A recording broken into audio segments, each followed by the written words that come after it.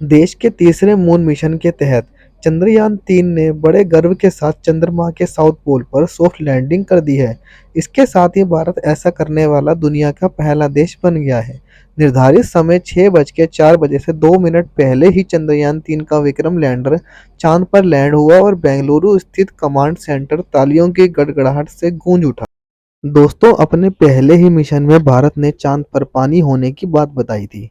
22 अक्टूबर 2008 में चांद पर भेजा गया पहला चंद्रयान 14 नवंबर 2008 को चंद्रमा के दक्षिणी ध्रुव के पास दुर्घटनाग्रस्त हो गया था। लेकिन तब तक उसने चांद की सतह पर पानी के अणुओं की मौजूदगी की पुष्टि कर दी। मिशन चंद्रयान-3 देश के लिए बेहद खास मिशन है। इसरो ने चांद के उसी हिस्से में जाने की सोची जो अब तक एक अछूता था, और उसने ऐसा कर दिखाया। चांद के दक्षिणी ध्रुव यानी साउथ पोल में सूर्य की रोशनी बमुश्किल हो पहुंचती है। इसके कुछ हिस्से तो ऐसे हैं जो करोड़ों साल से अंधेरे में। चंद्रमा के दक्षिण ध्रुव पर अब तक किसी देश ने लैंडिंग नहीं की है। इसरो का मिशन कामयाब हुआ और भारत ऐसा करने वाला पहला देश बन गया। चंद्रमा का दक्षिणी ध्रुव इसलिए भी बेहद अहम है क्योंकि माना जाता है कि इस क्षेत्र में पानी की बर्फ मौजूद है, जो भविष्य में यहाँ इंसान। इस मिशन से भारत की स्पेस इंडस्ट्री को बड़ा उछाल मिल सकता है। यह देश को अंतरिक्ष शक्ति के रूप में उभारेगा। चंद्रयान-3 अंतर्गृह के लिए नई तकनीक दिखाएगा। मिशन की कामयाबी से भारत की साख मजबूत हुई है और भविष्य के अन्य मून। चंद्रयान-3 के विक्रम लैंडर में प्रज्ञान रोवर है।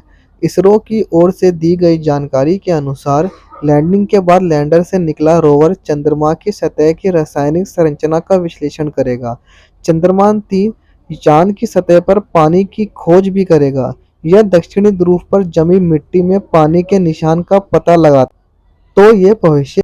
दोस्तों, प्रज्ञान अपने लेजर बीम का इस्तेमाल चंद्रमा की सतह के एक टुकड़े को पिघलाने के लिए करेगा, जिसे रेगालिथ कहा जाता है, और इस प्रक्रिया में उस चंद्रयान का एक पेलोड रामबा चंद्रमा की सतह के पास अवशेषित कणों के घनत्व को मापेगा और समय के साथ इसमें होने वाले बदलावों की जांच करेगा। दोस्तों, एपीएक्सएस रासायनिक संरचना को मापेगा और चंद्रमा की सतह की खनिज संरचना का भी पता लगाएगा, जबकि एलआईबीएस चंद्रमा की मिट्टी की मौलिक संरचना का निर्धारित करेगा। ब्रह्मांड के कुछ एक ग्रहों पर इंसानों के बसने को लेकर कई संभावनाओं पर रिसर्च जारी है। भारत समेत कई देशों के मंगल मिशन का एक उद्देश्य ये भी रहा है। इसी तरह चांद पर भी इंसानों के बसने की संभावना। इस मिशन के जरिए भारत न केवल चंद्रमा की सतह और वहां के वातावरण के बारे में ढेरों जानकारियां हासिल करेगा। इस मिशन के तहत ये भी पता लगाया जाएगा कि चंद्रमा भविष्य में इंसानों के बसने लायक है या नहीं। चंद्रमा पर पानी का पता लगने पर उससे ऑक्सीजन बनाने का विकल्प भी मिलेगा, यानी इसके जरिए मानव जीवन की